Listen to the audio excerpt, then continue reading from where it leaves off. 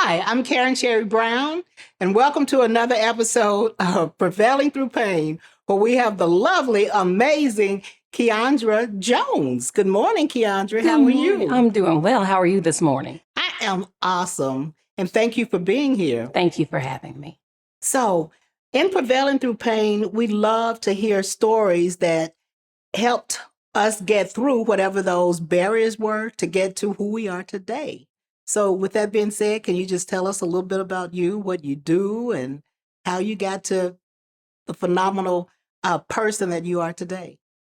Well, first of all, thank you again for allowing me to be here. This is an amazing platform, and so I'm just honored to be able to be here with you today. Well, thank you. So my name again is Kiyundra Jones, and just like any other woman, I've had my fair share of ebbs and flows. And right now, I'm the president of the Oak Cliff Chamber of Commerce, which is the oldest chamber in the Metroplex in Dallas-Fort Worth, the Dallas-Fort Worth area. Oh, I didn't know that. Yes, so we've been around since 1920. So we're over 100 years old. We're 104 years old this year. And so I was the first African American even hired there in 2007. And of course, the youngest female. So I was the first times 3 there. But the journey was what it was. You know, we've overcome so many things from teen pregnancy, molestation in my family, all the things. And so. Wait, you're going kind of fast. Okay. Going fast on that. Let's Okay. talk about teen pregnancy. Yes. Were you born here in Texas? No. So I'm from a little small town, Jacksonville, Texas. It's in East Texas. Okay. East Texas. All right. That's how I came to Texas, by way of Tyler, actually. Tyler. Okay. Well, that's down the street All right. from Jacksonville. Do you know where Jacksonville No, I is? don't. No, that's terrible. I know. It was a short-lived moment in Tyler. Okay. So we're 69 South. Okay. So we're about 10 or 15 minutes from Tyler. Oh, We're close. that's sad that I didn't know that.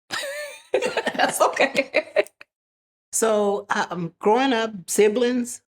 I've got one of each. So I've got an older sister and a younger brother. Yes. Okay. Mm-hmm. And so you said child molestation. Yes, and so I had a mother that unfortunately was suffered from sexual molestation herself, and those kinds of things are generational. And so I was not exempt. I mean, she was untreated when she had children, and so because she was not treated, of course, she was out and about doing what she did, and so it left us alone.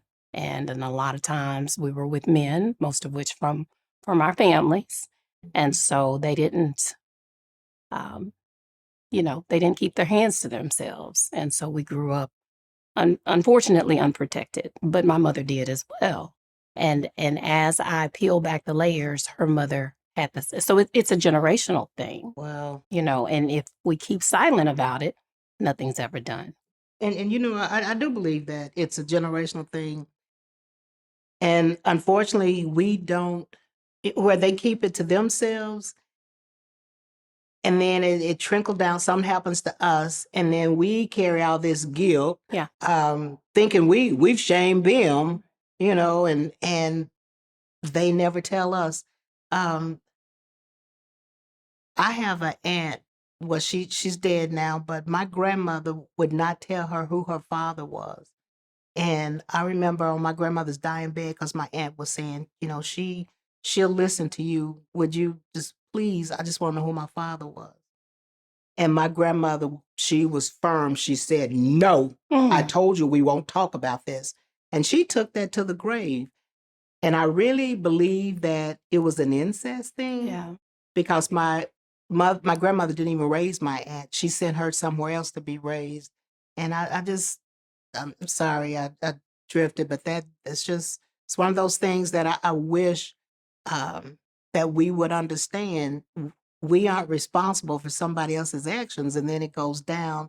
And so then your mom was molested, and then you were molested. And so all of that, what you've just described, unfortunately, in our communities, it happens all the time. It's very prevalent. And because we suffer in silence, does it continue to go on from generation to generation? So just like you described your family member, I too have no idea who my father is, and it cannot be a discussion in my home. And so what it does is that wounds me because I don't know what my identity is. I don't know who I am. There's half of me that's gone.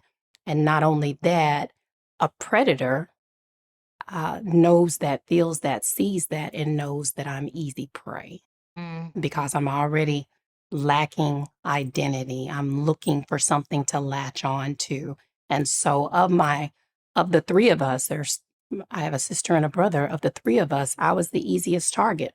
My sister and my brother both know who their father and mother is. I'm the only one without the father. And so I was the target in every case. And so in my case, my grandfather molested me repeatedly, who had also molested my mother. Same person, but also some of my mother's boyfriends. So I was the target every time. I was left alone. I was, the depressed kid. I was all of those things. And so it's something that I do feel strongly about, that we should start talking about it and talking about it before these people have passed on. I didn't get courage until my grandfather passed away, and then what is there to confront?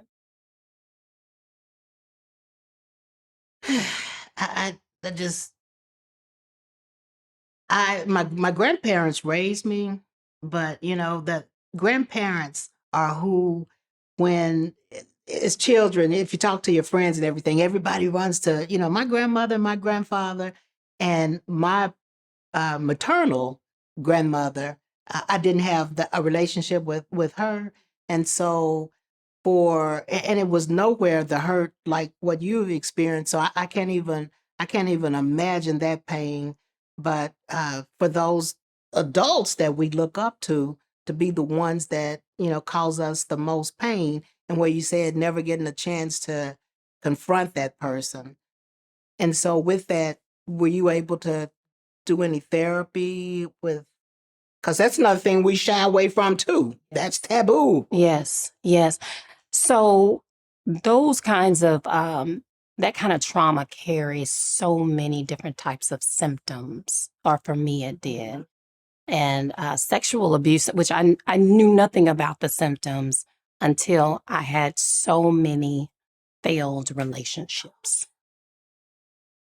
And after a while, you realize the problem cannot be everybody else. The problem's got to be me. And so, yes, to answer your question, I've done tons of therapy. My previous husband, after he found out that sexual abuse was the undercurrent in just about every problem that we had, that was the problem. He looked for a therapist here in Texas that had the sexual abuse credentialing to help me. He said, I don't want just a regular therapist. I want somebody who knows how to handle it because you got some issues. Well, but I applaud him for that. Me too. Yeah. Me too. And so, and I didn't even know that there was a thing. I didn't know it was a thing. I thought a therapist was a therapist up until that point. But there are certain ones that go the extra mile and get certifications and are qualified to help with that particular type of trauma. So yes, I've had lots of therapy, and I love, somebody listening to all my shenanigans, and helping me, giving me some tools. So I have no problem with going to therapy. Please and thank you. I love it. Okay. Yeah. So let's go to your going through where you said relationships, because for me, having a father that wasn't a father figure, I felt like I chose, like poor relationships. And at what point?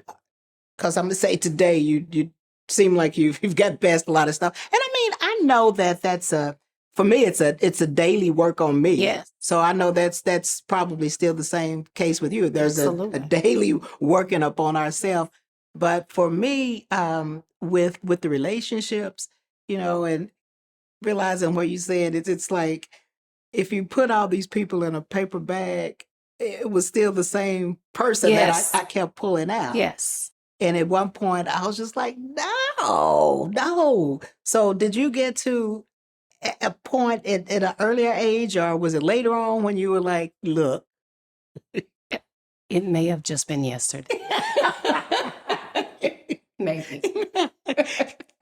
Every day I have to really just choose to go the right way, and it's a struggle. It's still a struggle for me, but yeah, I guess maybe 2 or 3 years ago, I just decided, you know what, I've got to, I have got to be, uh, I've got to make better choices, despite the trauma. That can not always be the excuse. And so I had to stand up and say, I got to make some better choices. But yeah, I dated the same man for most of my, Yeah. he just had a different face. Okay, I can relate. All of them were the exact same. So how old is your daughter? She's 29. She's 29? You have a twin? Okay, okay. I would have never. You look 30 yourself, 29. Thank you. Thank you. Yeah, I have a big girl. And, a lot of times when we talk about teenage pregnancy and having children young, sometimes it seems to be, the story seems to be that teen mom did such a horrible job with that kid, and the kid is all messed up and all of that. Thank God. But that's not the case here. It's not your story. It is not that I did such a phenomenal job. It's not that. It's just that God was merciful. And so my daughter is doing well. She knows her father. She works in investments with Bank of America. She's a VP at Bank of America. She's doing really well. Yeah, must be thank super you. Proud. She's amazing. I mean, she's got her flaws, but as we all do. Yeah, as we all do. But I was just grateful that some of my trauma I did not transfer to her. And I think that's what we want as parents, like our hurt, our stuff. You don't want to see your children go through all the things that you had to go through, when you're their age. And so God was just good.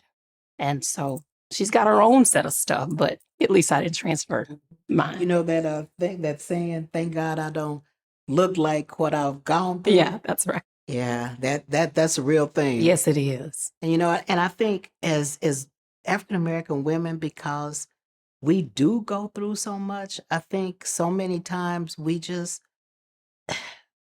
feel that that's just another bump in the road or another test, as I say, to our testimony, and we just keep going.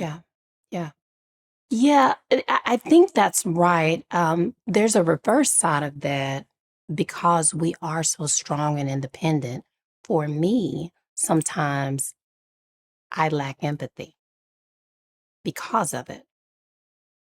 Because I'm like, what are they complaining about? Just shut up and do it.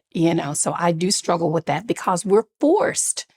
Society forces the Black woman to just be just be strong, to go through it. Don't look like it, suppress it, keep going, go to work hard, do all the things, come home, keep your house clean, keep your kids together, and so we're living in this perpetual state of suppression, but it's almost an expectation of other people to be the same way. I know. I'm guilty of that because sometimes a person is giving me this wine story, and they'll say, you know what I mean? And I'll say, no, I don't know what you mean. And I have to work on being empathetic because I'm like, no, I don't know. Yeah. No, I don't understand because I don't. Yeah. I always got up, wiped off my boo-boo, and I kept on going. But as leaders, and we'll get to that because you being the president of the chamber, so many times we do have to tone it down to be empathetic, to be more understanding of what someone else is going through. So I'm just, kudos on I've been the president of the chamber because, and you said 17? May well be 17 years. 17 years. And especially in the state area where we live, we know that for years, it wasn't people of color in positions. And so for that many years ago, for you to even get your foot in the door and to be the president. So I want to hear a little bit about your journey in this role. So at the time that I started with the Chamber of Commerce, I was transitioning from Jacksonville, Florida. So I moved from Jacksonville, Texas to Jacksonville, Florida. Like that Jacksonville. I love Jacksonville. I love Jacksonville. So I was there in Florida for about 10 years. And so I moved here to Dallas. My sister was here at the time, and I was transitioning out of real estate. At the time, the bubble had burst back in 05, 06, bubble had burst. And so I moved here trying to really get ahead of things and didn't, because after Florida, of course, Texas, the real estate bubble burst here as well. So I needed a career change. And so I saw that the Chamber of Commerce was hiring in Oak Cliff. I knew nothing about Dallas. I knew nothing, especially about Oak Cliff. I just knew what I heard, and you hear, oh my God, Oak Cliff, people are going to kill you over there, that kind of thing.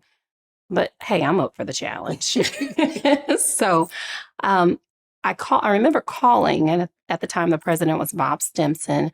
And I said, hey, I heard you had a position open and I'd like to be considered. And so he said, yeah, come on down. Let me chat with you. So I came down and I was nervous. I was very, very nervous because I needed a job. I had kind of been living off the little savings that I had, having transitioned to Texas from Florida.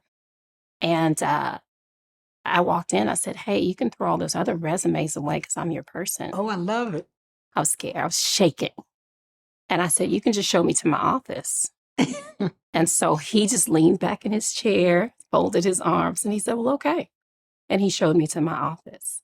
And he did. He threw away the resumes. Really? Yes. Later on, I told him, I said, I was so scared. I've never done anything like that before in my whole life, but I needed a job. So he hired me. So that's how it happened. Literally, that's how it happened. And I remember our first board meeting going in there. And I was so surprised because I had heard that Oak Cliff was this predominantly minority area and, the crime was so high and all of these things. But yet what sat in that boardroom was a middle-aged white man. And there was probably 30 or 40 of them. And so after the board meeting, I said to Bob, well, where are the Black people? Where are we? This does not look like it's representing the community that I think that we're supposed to serve. Exactly. And he said, well, that's why I hired you. That's why I hired you. And probably that confident as well.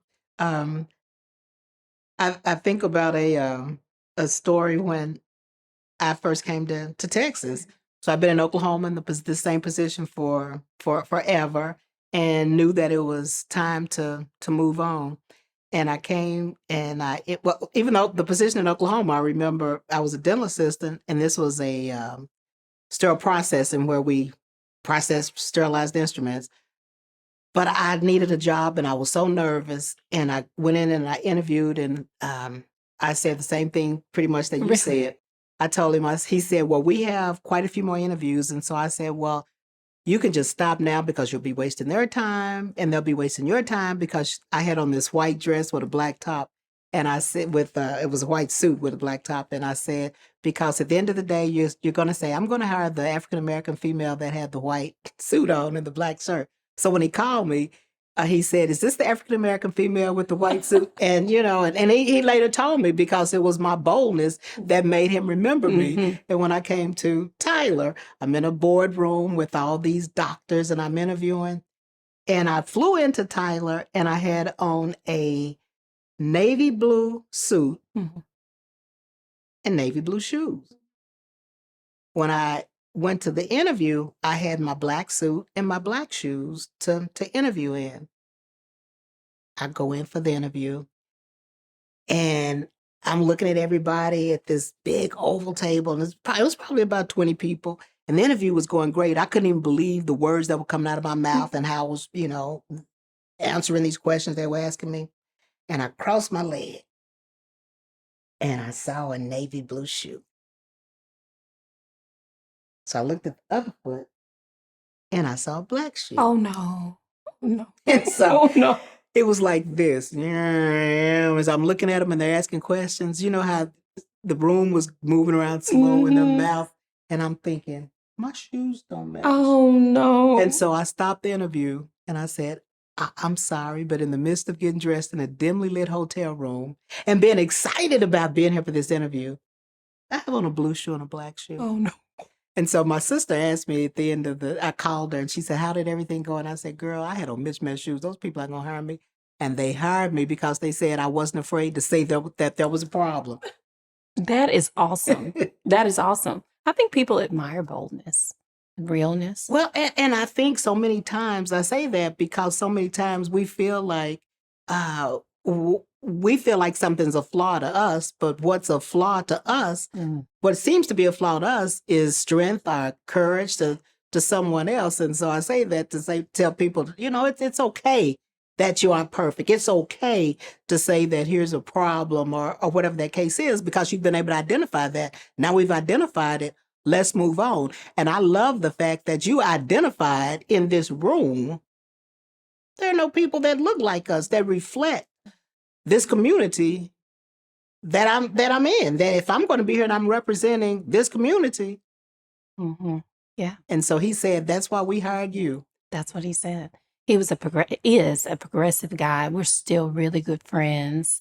And so he passed the torch to me intentionally. On his way out, he told the executive committee, if she doesn't take my place as president of this organization, you're all crazy. Love it. So he set me up. So how were you received by everyone, though, once you... That's a whole nother story, right? Not well in some cases. But you know what? I was hired by 4 white male attorneys who have had my back throughout my entire career. And so that's been helpful when I've had kind of the white, usually woman opposition. I usually don't have a lot of opposition from men, but it's usually the woman, white or black. So why do you feel that that's the case? Because I've experienced that. Oh, goodness. And how much time do we have? Because, that's why do I feel? I think the reasons are different for Black women than it is the white woman. But for Black women, I'm really trying to figure it out because I wish that we would all be supportive of each other when we get in position, but that is not the case. And I don't really know why. I really don't understand it. Yeah, that's something that I struggled with for a long time in my career. Because for me, if there's a male that I'm getting ready to report to, I feel more comfortable just because I feel like it's not going to be all the drama. Now, I have had a few males I reported to that there was drama, but very, very minimal. But with females, I remember a couple of times, and there was this Caucasian female in East Texas, and she was actually my peer. Mm-hmm. We were both directors that reported to this VP, and she had a problem with the way I dressed. What she said to him was, I don't like the fact that she comes in here and she looks better than I do. And yeah, and this is what she said, she spends all her money on clothes. Well, if I did spend all my money on clothes, that was my right. But the funny thing is, all the clothes that I wore there were probably 5 and 6 years old because I had all these suits because I was in that line of work. Right. And it was always drama like that. And even fast forward to when I started my company and I was in New York and we reported to I think it was the VP that the contract position reported to. I walk in, I flew into New York for a meeting and I go in, to have this meeting, coming in on the snow. And this new VP, because we were hired by a male VP, but he took another job. So now we have this new VP. So I go into the meeting to do the report off of the show, the progression we had made. And so she's just staring at me. So afterwards, I said, did you have any concerns about anything? And so she said, is this the way you always dress? And so I'm like, well, I'm not sure what you mean about that. And she says, well, you look like you stepped off the cover of a magazine. So I'm like, well, thank you.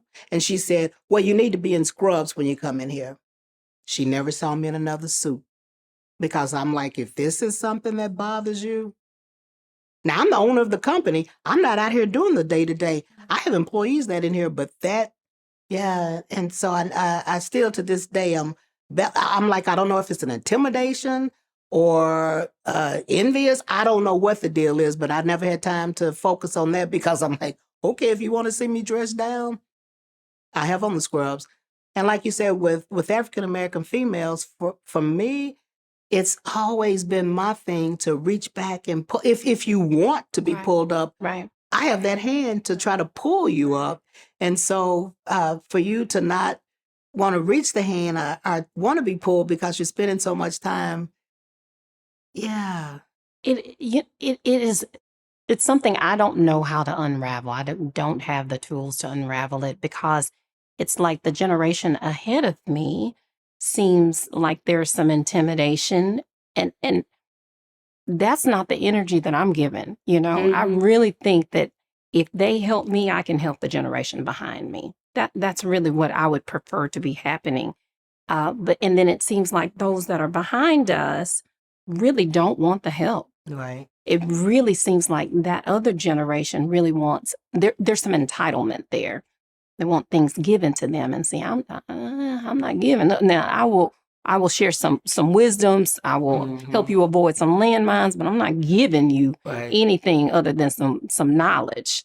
And so there's a disconnect between generations, especially in the Black female community. And I still am horrible with navigating. I'd like to learn how, but I just don't know. Yeah, it takes a lot of patience for all that. We're going to take a break and we'll be right back. This lady can't be stopped. She just can't be stopped. She gets ideas and goes with it and follows through and knows the connections, knows what to do. And I'm really so impressed with her beyond what I knew her as, that it's really remarkable. It's really remarkable what she's made of herself.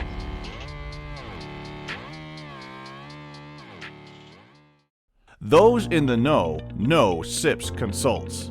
SIPS Consults is hiring. Confident, competent, and consistent. Starting as a consultant and a volunteer, SIPS has grown into a dynamic group of stellar sterile processing professionals, offering excellent benefits, 401k, and consultant in training program. We are hiring certified technicians, leads, supervisors, interim managers, educators, coordinators. Apply at recruiting@sipsconsults.com or dial 1-866-615-7977. All right, so we're back and we were talking about the difference in the generations. I think the generation before us, I think had to work so hard to prove themselves, and even with us, we still work really hard to prove ourselves. I think the difference, and I mean, there's a big difference in our age, but I'd say with my mom, she actually was a supervisor, one of the first in the hospital where she worked, and she was supervising in food service. But it was still so much pressure and so much expectation. I think it was one of those things, it was by default. She had been there the longest, had the most experience, and so they put her in that position because there was no one else. But I mean, she was a good, hard worker.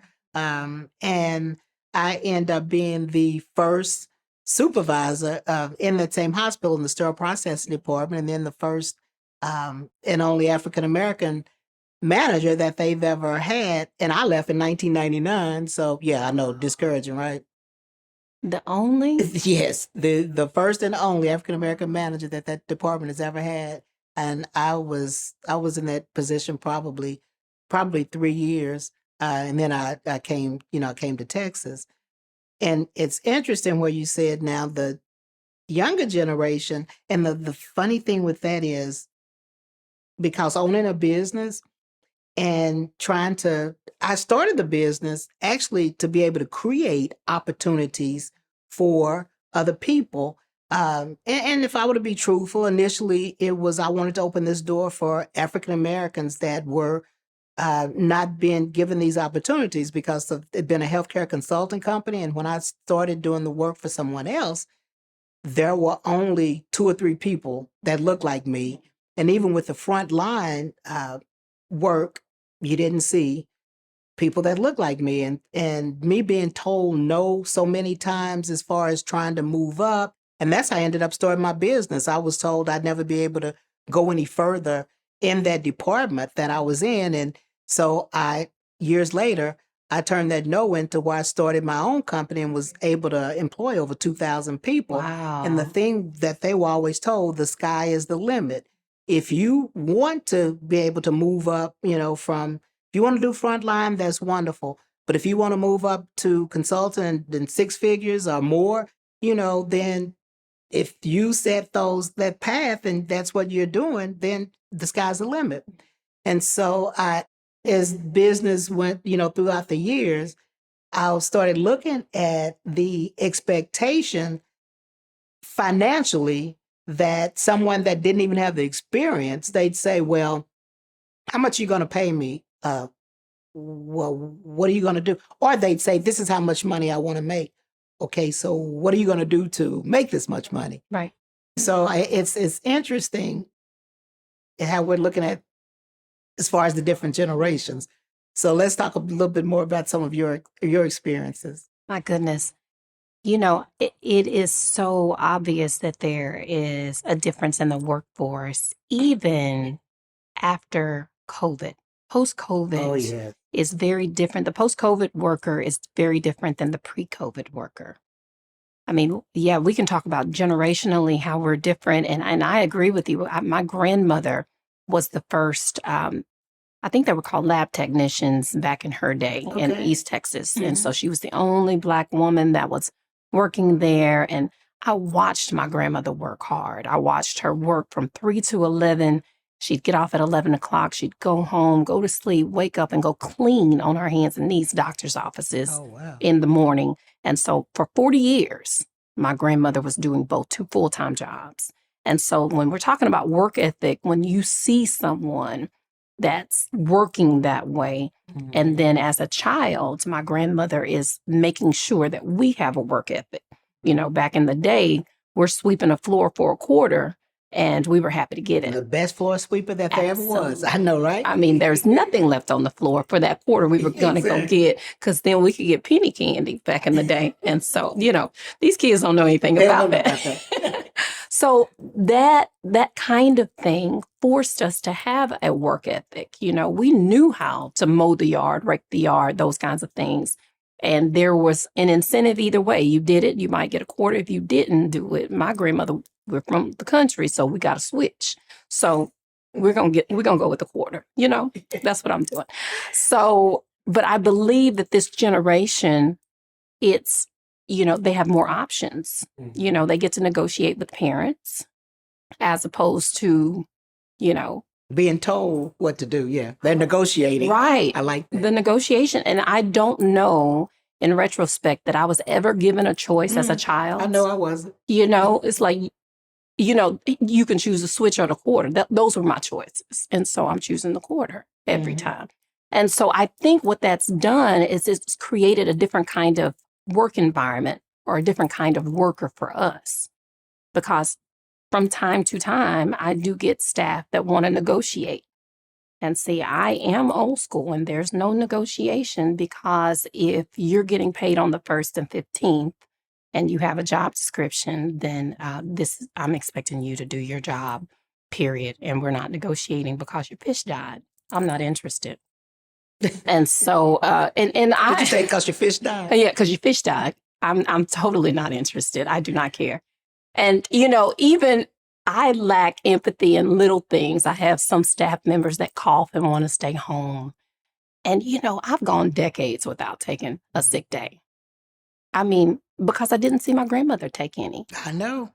I don't remember her ever taking a sick day until she was, ill and had a surgery and had a stroke and could not go to work. I don't remember that. And so the workforce is just very, very different. And so I struggle. I struggle with that because I lack some empathy, because I've had to work so No, hard. I can relate to that. Actually, I have a nephew that I was told he had worked 3 months and he was going to take the next 3 months off. Now he has 2 children. He was going to take the next 3 months off and travel and stuff. And so his grandmother said something to him about that. Actually, he's my great nephew. So he's not 30 yet. And his grandmother said something to him about it. He said, "We don't have to work ourselves to death like you all did." And I'm like, I feel like it has its pros and its cons. Now, young people, don't think I'm putting you down, because I'm not. But I think it has its pros and its cons because they have a more of a voice Yeah, that's true. than we did, because I felt like I was taught that there are certain things you say and don't say, as far as, to elders, to the people that your bosses, they say your boss. Mm-hmm. And now it's, well, this person just happens to be the person that's over me, Yeah. and this is true. Mm-hmm. But the lack of respect, I feel, is totally different. That is so true. There are so many things that I would just say under my breath or in my head, but knew not to say. I have a great niece and she's 5 or 6, and is facing. I didn't know that you could get expelled when you're a little one. I just didn't even know it was a thing. Well, she kicked her teacher. And I don't know how many times I probably thought to kick my teacher, but to actually have the guts to kick a teacher. You know what I'm saying? I'm like, what are we raising these days that a 5 or 6-year-old thinks it's okay to kick a teacher? And I was afraid for just a moment, like, she kicked a teacher, like, we do that? And so there's something in the water with these new folks. And, I mostly don't want any parts of it. Mostly. I don't know. I do. As a matter of fact, Saturday, I'm going to speak to a group of young women at the church. And these ages are from 8 to 18. So this should be interesting. I mean, they'll be separated, different groups. So it's 3 different groups for those ages 8 to 18. And I'm always saying, Lord, help me with what to say, because I need for them to be able to hear me. And like you said, those facial expressions, Yeah. I'm like, what she just say? Right. Look what you say to me. Yeah. And it's, I just pray that I'm able to, because one of my prayers always, Lord, let your light shine through me, that so others can see your work in me. Because sometimes I'll get in the way and be like, absolutely. but I know, right? But I want to be able to help them, to pat them on the back and say, this is great that you want to do this, and this is great that, but how do you help them? How do you help mold them into still being their respectful person, and even like our young video stars. Oh, goodness. We grow up so fast, and then what's next?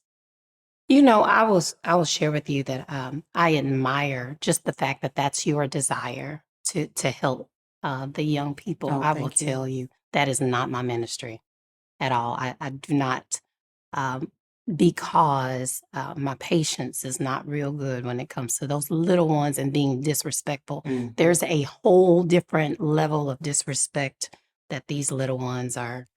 I don't understand it, and before I know it, we came from a household where we got spankings. And so I'm quick to want to snatch somebody up. And everybody in my neighborhood could spank me. That's where I come from.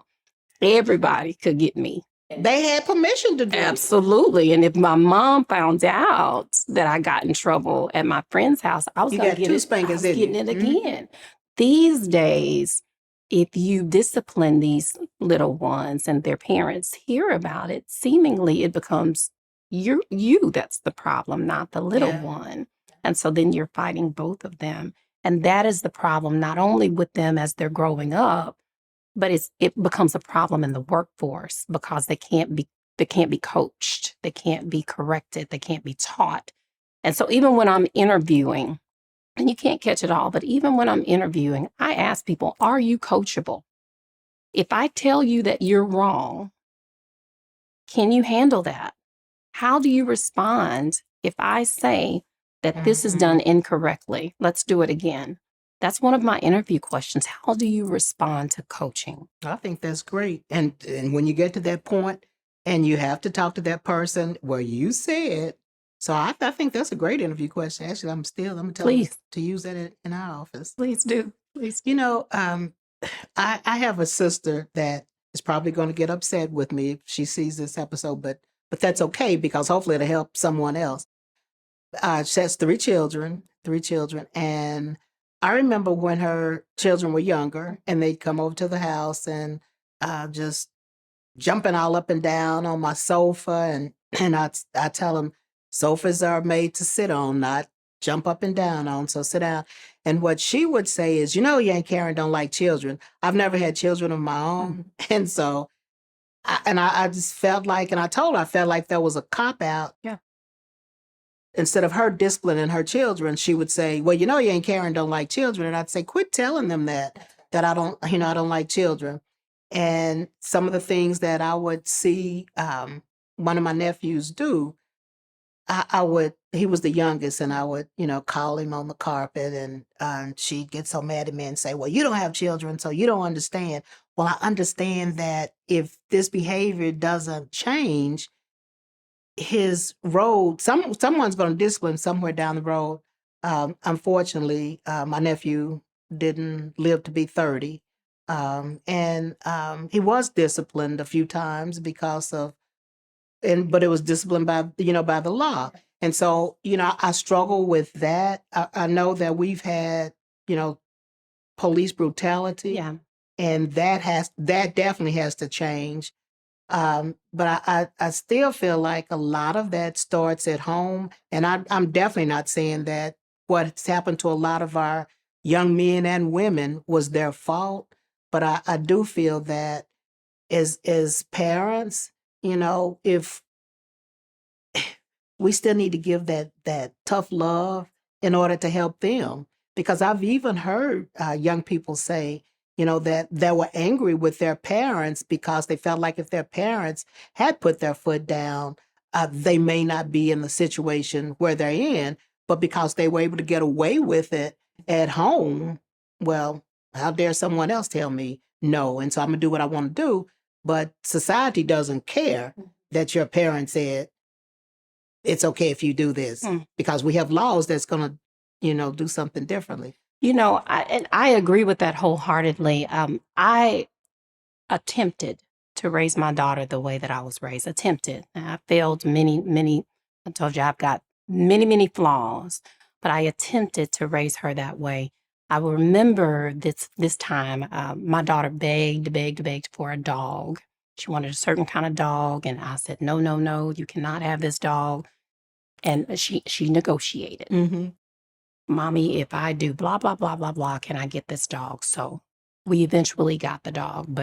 But here is the thing. You have to take care of it, have to walk it, clean it, all the things. I don't want to touch it, smell it, see it, none of it. Well, after we got the dog, she didn't hold up her end, so the dog was in its crate too long, and it was a poodle. And poodles don't normally, if you're crate training them, they're very intelligent animals. They don't use the restroom where they lay their heads unless they cannot hold it anymore. And so when I got home, realized this poodle had been in his crate too long. She had been home from school. She hadn't been doing what she was supposed to do. So I'd gotten on to her a time or two about it. Eventually she got, the brakes beat off of her. I beat the mess out of her. I spanked her. Not to abuse her, but I did eventually. My neighbor called CPS on me. And so I caught a CPS case. So they had to come out and do all the things, all the investigations. And at some point I got tired of them being in my house. Mm-hmm. And I said, listen, just go and take her with you. Now I was nervous when I said it. I was, I have to be honest. And I didn't let them know that I was. I said, just go ahead and take her with you. Take my daughter with you. But you'll give her back. See, what I'm doing is keeping law enforcement out of our life later on. I am disciplining my The child. short-term discipline. Yes. I'm disciplining her now. And if you have a problem with it, go ahead. When you leave, you take her with you.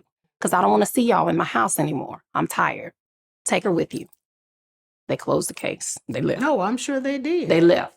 Because the thing is, I didn't break it at the time. I don't know what the laws are now. There is nothing wrong with disciplining your child, and that's what I was doing. She was fed, she was clothed, she had a roof, she had all the things. She was not holding up her end of the bargain. And because of discipline, and if you talk to her, she's going to say, I think I got too many whippings growing up, but whatever.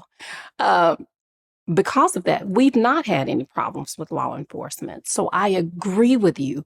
All of those things start at home. A lot of times when you're seeing someone who is in trouble on an ongoing basis with law enforcement, a lot of times there was something missing at home. Mm. There was a lack of something at home. There was a lack of accountability. There was a lack of that. And I think if we would get back to the point where people can discipline you in your neighborhood, where you can get a spanking for not doing what you said you were going to do, I think things could change. Yeah, I do too. Funny story on getting a spanking for not doing what you said you're going to do. My grandmother, like I said, raised me from the time I was 11 months old, actually.